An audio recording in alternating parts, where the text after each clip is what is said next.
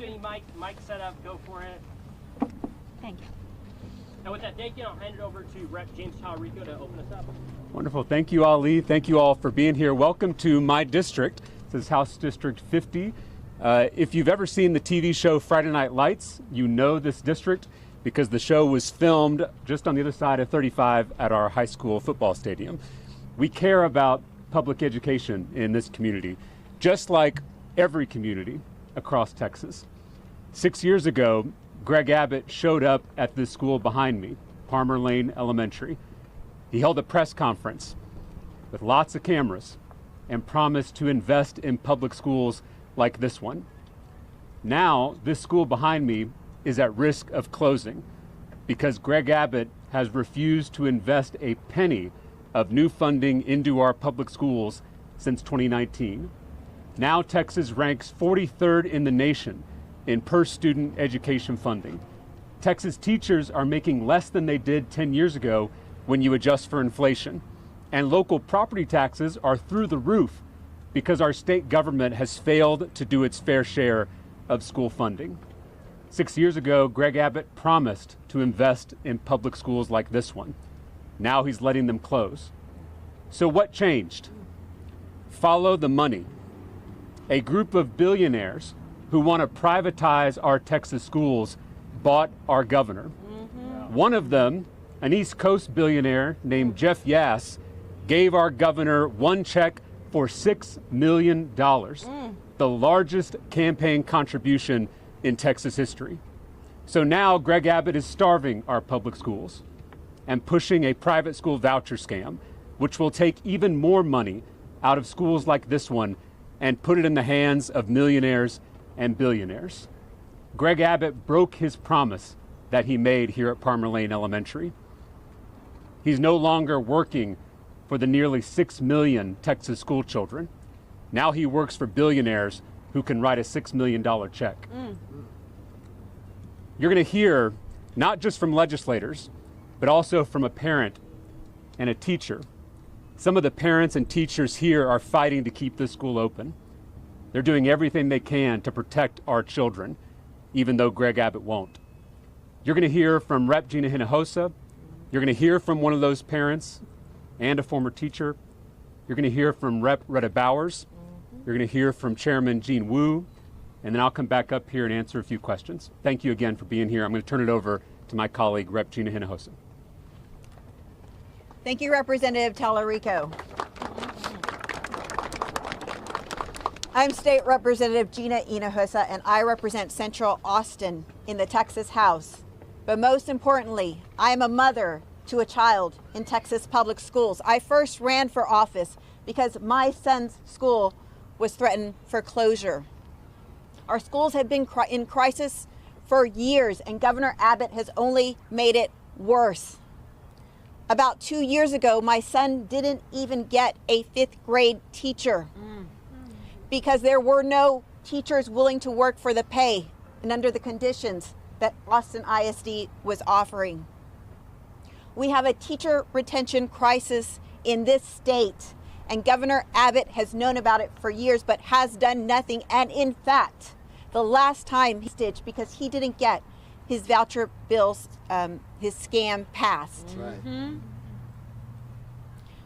Schools closed, our students suffered, and teachers left.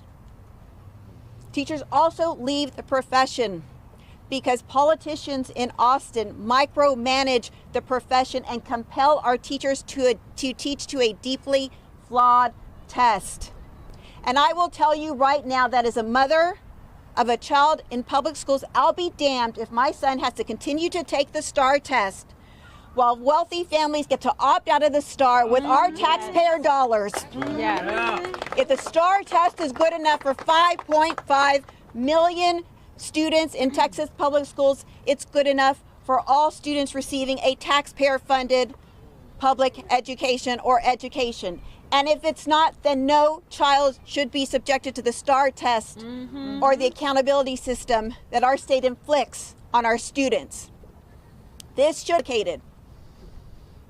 should not be so political. Once upon a time, not too long ago, we could all agree that the best thing we could do for our students was to put a great teacher in the classroom. That's right. Then Governor Abbott and too many Republican leaders started to vilify our teachers and our neighborhood schools, all to take money out of our classroom and line the pockets of the profiteers. Taxpayer-funded vouchers are the last big grift. Governor Abbott will pillage and plunder our schools until there is nothing left. But you can stop him, because real change doesn't happen under the Capitol dome. Real change happens in our communities, in our neighborhoods. Tell your friends. Let them know that taxpayer-funded vouchers will hurt our kids and hurt our neighborhood schools. On February 22nd, there will be a Save Texas Schools rally at the Texas Capitol. Please come, show up in force, and if you can't come, organize something in your own community. You hold all the power, and I am asking you, I am begging you to please use it for our kids. Thank you.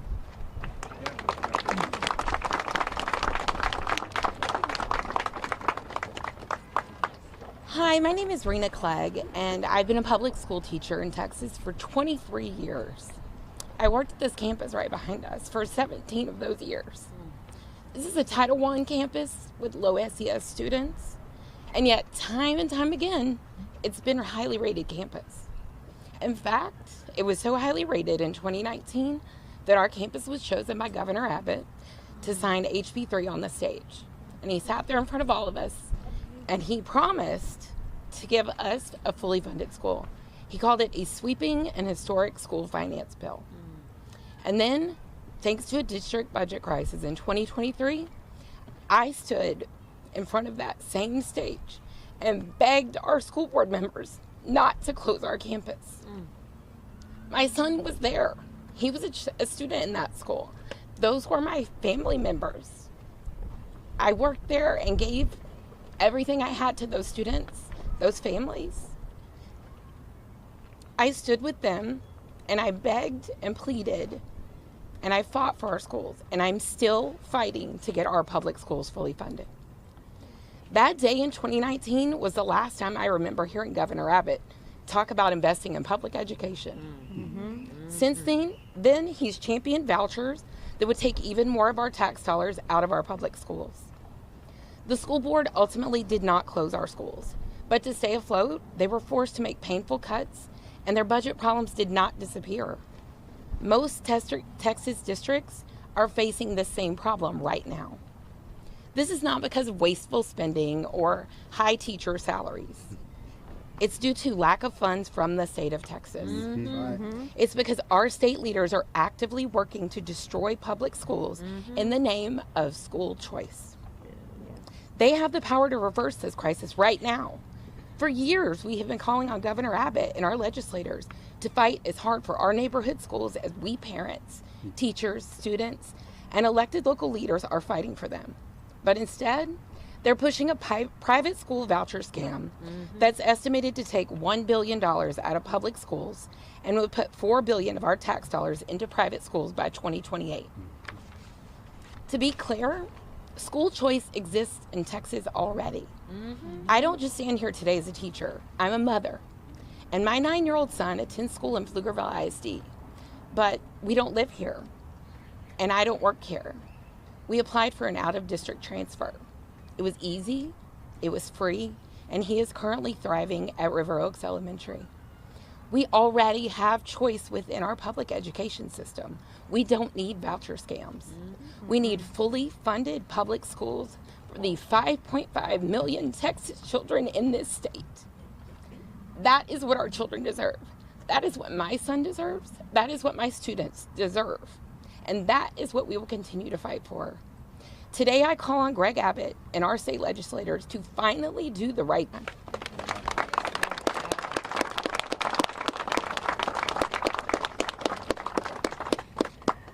Good morning, and thank you so very much for your passionate remarks.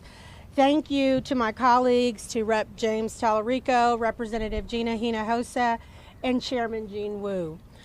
And I must pause for a moment and say Happy Black History Month. Yes. Good morning again, everyone. I am Representative Retta Andrews Bowers, and I have the honor of representing House District 113, which includes the wonderful communities of Garland, Mesquite, Rowlett, and Siegelville, just north of here. I want to take a moment to sincerely thank each of you for being here today, as well as those tuning in from home. Your time and engagement means so much, and I truly appreciate your commitment to this issue and the important conversations we're having. Education is the foundation of opportunity. Every child, regardless of race, income, or zip code, deserves a fully funded, high-quality public education. Yes. And I'm thankful to say today that my 2 kids received that. But we've got to do more. Voucher programs threaten that very promise as we move forward, and Black students stand to lose the most. Public vast majority of Black children in Texas. When the state diverts public dollars into private institutions, it drains resources from the schools that need them most. Texans already struggle with underfunded schools, overcrowded classrooms, and overworked teachers. Taking money away does not create opportunity, it deepens inequality. Public schools serve every child. Private schools do not. They can pick and choose their students, denying admission based on test scores, discipline history, disabilities, or even whether a student fits their culture. That means Black students, especially those who need extra support, are often excluded. Right. And where do they go? Where do they go, y'all? When vouchers fail them? Right back to an underfunded public school that has lost even more resources. Yeah. Vouchers also do not cover the real cost of private school. Tuition alone far exceeds what a voucher provides. Not to mention transportation, books, and to afford private schools are the ones who benefit, while working class Black families are left behind. Even worse, voucher programs produce weak academic outcomes. Multiple studies show that students using vouchers often perform worse in math and reading than their public school peers. Unlike public schools, private schools receiving voucher funds are not required to meet the state academic standards, employ certified teachers, or report performance data. We demand accountability from public schools, so why should private schools be exempt? Public schools have long been a powerful tool for Black students to achieve upward mobility.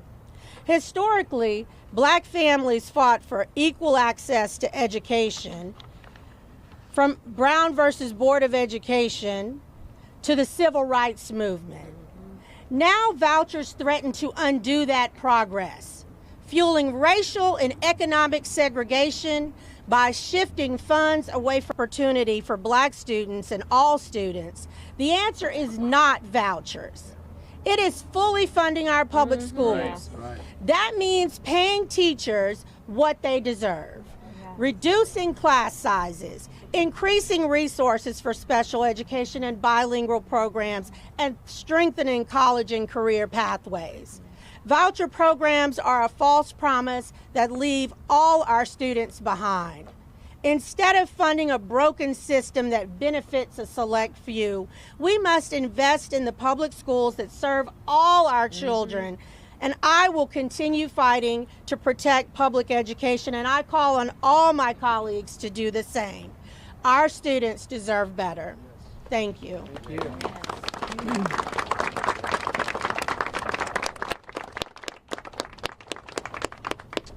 My name is Gene Wu. I'm the state rep from House District 137 and also the House Democratic Caucus Chair. What you see today, you see teachers, parents, you see Democratic leaders. What you see is a united coalition to stand against voucher scams. It is a united coalition that says put our students first, put our teachers first, put our schools and our communities first over the billionaires who are pushing this.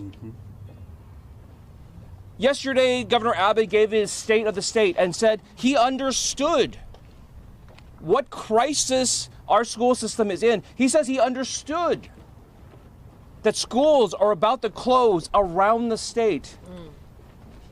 He understood that rural schools have gone from 5 days down to 4 days, maybe down to 3 days, or no days at all. But he has not explained to any of us united on this side, to explain why. Why is it okay to rob the poor to pay the rich?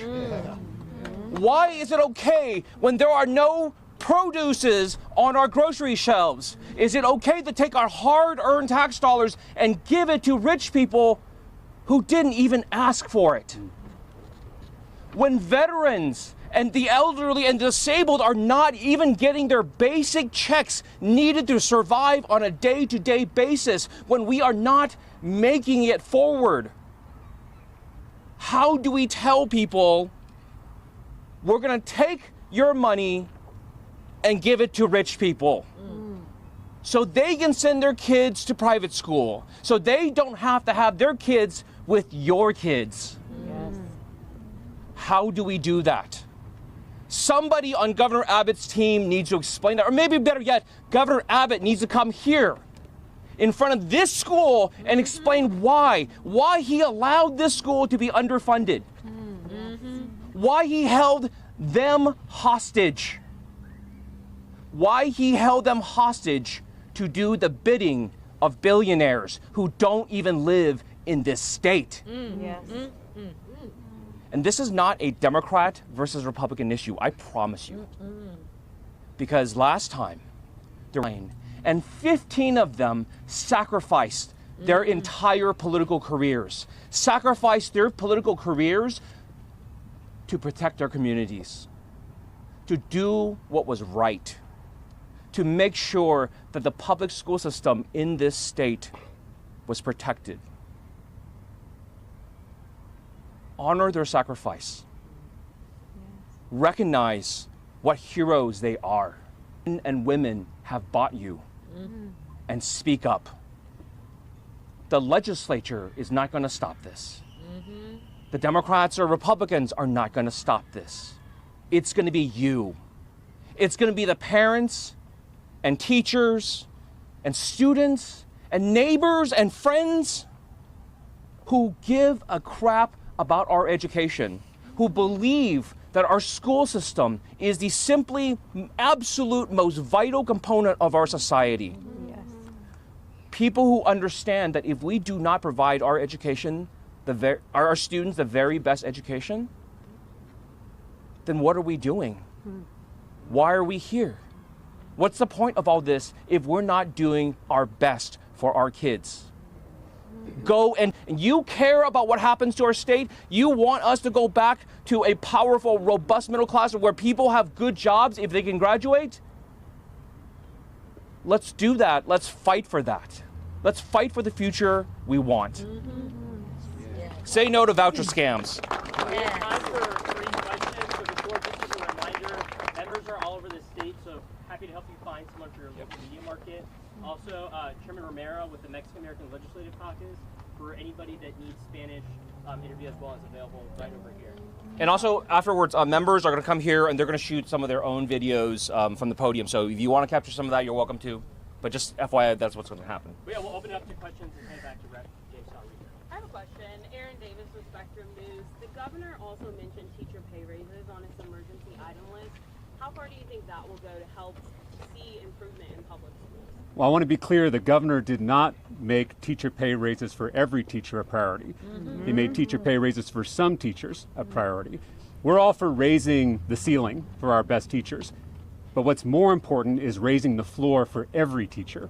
Because the folks who are leaving the classroom are not our veteran teachers, it's our first year, second year teachers. That's where we need pay to treat those teachers like the professionals they are. So we need holistic, across the board teacher pay raises. This caucus put forward a bill to give every single teacher in the state a $15,000 pay raise. That's the kind of bold action we need if we're going to solve this school funding crisis. Yes. Yeah. It's priority legislation on ESAs this week, which would give $10,000, more than the $8,000 last session, to these private school families. I want to ask you, Senator, something that Senator West said last week. I have the quote. He said, "The die has been cast. The fact is, it's going to pass." The question is, how do you make it a better bill? That's a Democrat on the Senate side saying that. What's your thought? And is there a point where I know I've asked this before, is there a point where you're going to say, yes, the bill is going to pass, let's make it the best that we can? Well, Democrats in the House don't give up that easily. Yeah. Yes. And I will never compromise on giving our hard-earned tax dollars to wealthy parents who don't need it. I have members of the media here. I want to encourage all of you to stop adopting Republican slogans to describe this bill. It is not an ESA, it's not school choice. In fact, it's the school's choice because private schools can deny admission to any kid for any reason they want. How is it choice if the private school has all the power in this equation? How is it choice when a majority of counties in the state of Texas don't have a single private school in them? How is it choice when private schools don't have to provide special education or transportation services? And how is it choice when the voucher doesn't even cover the full cost at most private schools in the state of Texas? Many of you know that I used to be a public school teacher before I ran for office. If you gave my former students on the west side of San Antonio a $10,000 voucher, there's still no way they could afford a $20,000 a year private school. But here's the deal.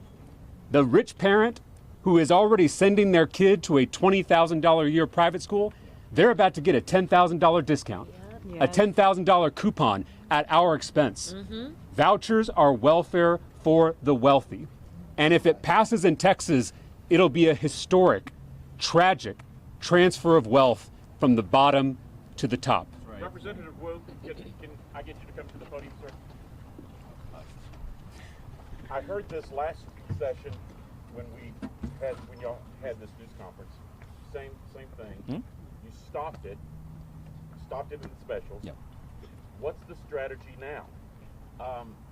As we just heard, Governor Abbott says that he's got the votes in the House. So how do you stop it? How do you change it? Can you make it a change?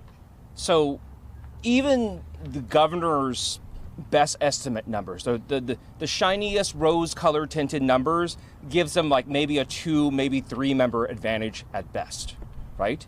And what that says to everyone out there is there's a lot of members on the yes side who are kind of wishy-washy. If you are represented by a Republican, every Democrat is not here, but every Democrat is going to vote against vouchers, is a hard no on vouchers.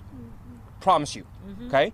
What people need to be doing is calling the Republican representatives. Call the governor, call the lieutenant governor, call your state senator, call your state rep, call them and tell them, I'm not interested in giving my tax dollars to rich people so they can send their kids to religious private school. As a follow-up, is there a plan on a different educational issue of increasing what Representative Tellerico was saying? Is there a plan, is there a bill in place put on the floor in the committee that raises the base allotment, that raises the teacher pay? Are we going to go that route again? I think there's multiple bills that have already been filed that deal with that, just like last time, right? The question is that everyone's kind of waiting for is Governor Abbott going to hold that hostage again, right? Whether he's going to use the schools as a hostage for a second time in order to get vouchers, right? And I think the House, the Senate, probably everybody on the floor is ready to pass a school, pass a bill that increases the funding to schools. Everyone's ready. The question is Governor Abbott ready? Can I add something real quick? Again, Greg Abbott is good at playing y'all in the media. He has a habit of declaring victory prematurely. I remember the Monday before we beat vouchers on the floor of the House in 2023, Greg Abbott said he was on the 1-yard line. But I was counting votes and knew he didn't have it, and so I asked some of my colleagues, whose 1-yard line is he on? So I want to caution you from buying into the manufactured momentum that Greg Abbott and his team are so good at creating. Because what matters is what happens on the floor of the House. And just like Chairman Wu said, there are a lot of members that have been bullied into supporting vouchers. Many of them have a history of opposing them, and many of them still harbor doubts about what the details of the bill will look like. And so the devil's in the details in these bills, and I look forward to a robust debate on the floor of the House, and I wouldn't count us out yet. Any other questions? People watching want to know who these billionaires are and how they can affect them. Sure, yeah, and we're happy to call them out. I've already talked about Jeff Yass, who's a TikTok billionaire from the East Coast, gave Greg Abbott one check for $6 million, the largest political contribution in Texas history. Cumulative, he gave Greg Abbott $12 million last year to pass a private school voucher scam. Greg Abbott took that money and primaried Republican conservative legislators whose only sin was supporting their local public schools. Right. But I also want to mention Tim Dunn and Ferris Wilks. Yes. These are two of the biggest Republican donors in the state. Place it with private religious schooling for every Texas child. They've given money to every single Republican senator. They've given money to a majority of Republican House members. For some of those lawmakers, a majority of their total campaign contributions come from these two billionaire pastors. So we can talk about all three of them. We can also talk about Betsy DeVos. Her organization has funded primary opponents to many conservative Republicans across the state who stand against their voucher scam. Thank y'all so much. Members are available for comment, and Rep. Ramon Romero for Spanish interviews as well, amongst others. Thank y'all so much. And members, y'all can use this podium. We'll get you a video if you want.